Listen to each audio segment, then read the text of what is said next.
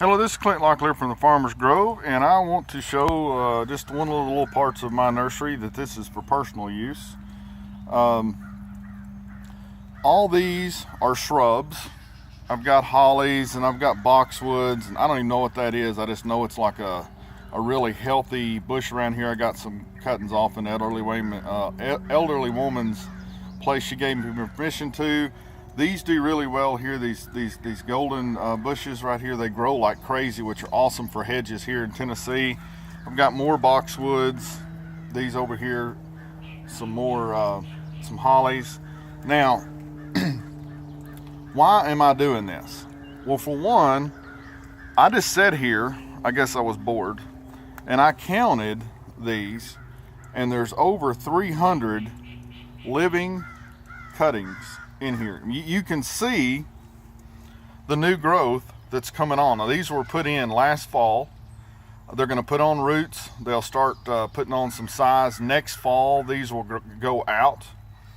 Now, the reason I do it like this is you've got a choice in any type of agriculture or basically horticulture, if you're thinking along the right lines as far as I'm concerned, that you can buy stuff or you can produce stuff. Now, see, when I do these cuttings, it doesn't take me very long at all, and I'm going to do about this many more of these type shrubs this fall to go, so I'll continuously have them coming out.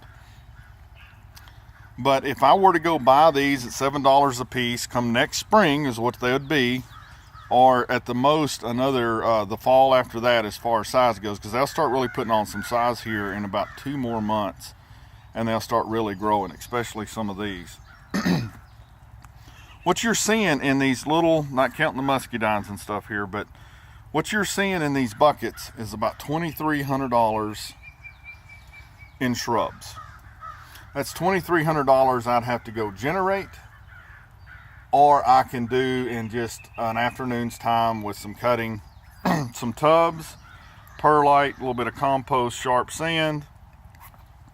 By doing this, you can do this with a lot of different plants. It's just not these.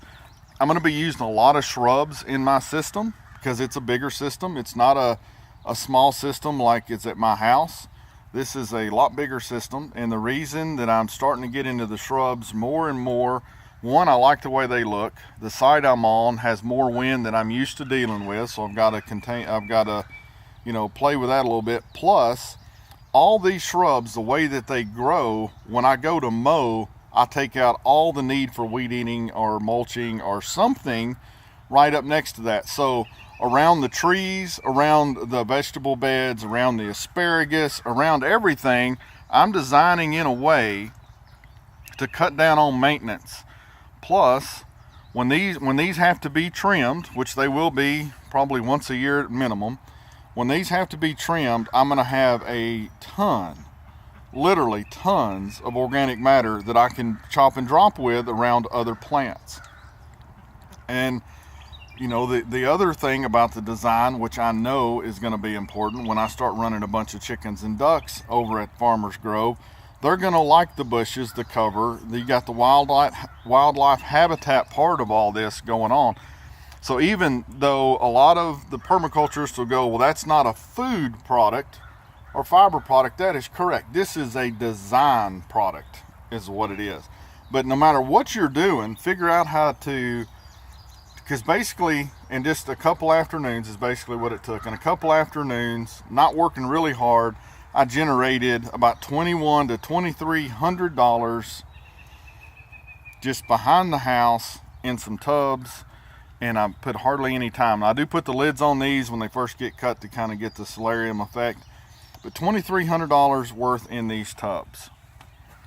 And people say they don't have the money to put systems in. Is it they don't have the money, they don't have the drive, or they don't have the creativity to figure out other ways besides just going buying stuff? I'll leave that answer up to you. But this is simple as can be, and it's going to save a ton of money.